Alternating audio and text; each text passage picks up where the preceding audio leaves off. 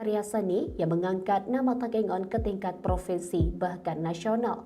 Dari panggung kecil itulah, anak-anak muda Gayo membuktikan bahwa semangat berkesenian bisa melampaui keterbatasan fasilitas.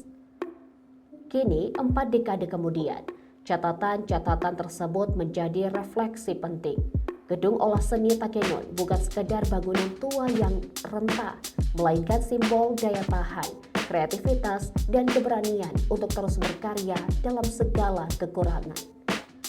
GOS menanti revitalisasi bukan hanya perbaikan fisik, tetapi juga pengakuan atas perannya dalam membentuk ekosistem seni dan budaya Gayo. Dari Aceh Tengah, Fikar Weeda, Tribun Gayo.